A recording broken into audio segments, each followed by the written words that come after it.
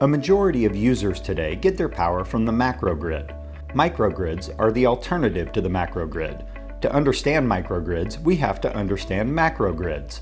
The macrogrid is usually referred to as the utility. It has several components. The first component is the extra high voltage section with generated power voltage transformed up to 275,000 volts. Distributing power at high voltage reduces the power lost when distributing energy over large distances to cities and adjacent states. Transmission lines of the macrogrid are distributed across the U.S. The extra high voltage component of the macrogrid receives its AC power input from large decentralized power stations, including hydroelectrical power plants, nuclear power plants, or large fossil fuel power plants including coal and gas. The second component of the macrogrid is distribution to the high voltage section, which is nearer to the connected load but still distant enough to require higher voltages to reduce power losses. This part of the macrogrid reduces the extra high distributed voltage to 100,000 volts or more.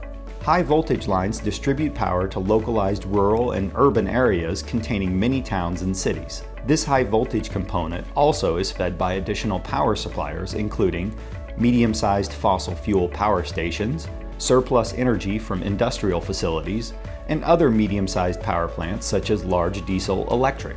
Finally, the third component sees the voltage transformed down to lower voltages used by locally connected loads.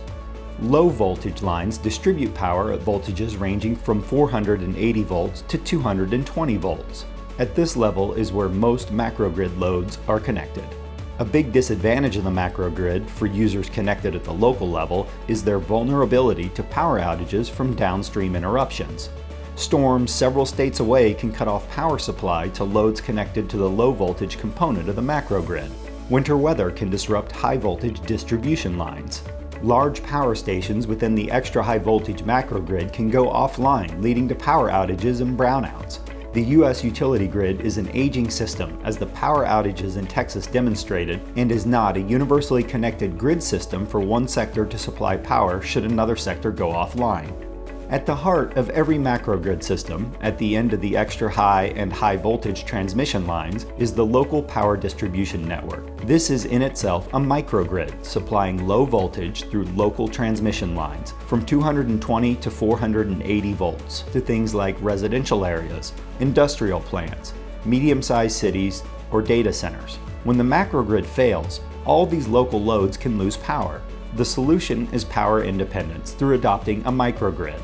The U.S. Department of Energy defined a microgrid as a group of interconnected loads and distributed energy resources, or DER, within clearly defined electrical boundaries that act as a single controllable entity with respect to the macrogrid.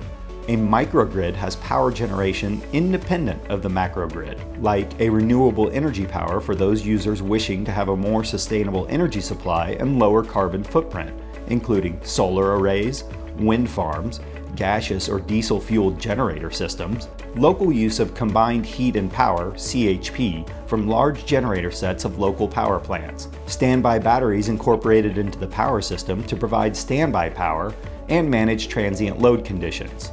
Coordinated microgrid power is then connected to a local low-voltage distribution network, with the local network supplying power to loads such as data centers, factories and industrial areas, smart cities, and residential areas. With the macrogrid aging, microgrids are quickly becoming an efficient alternative, bringing together renewable resources and established energy solutions, such as engine generator systems.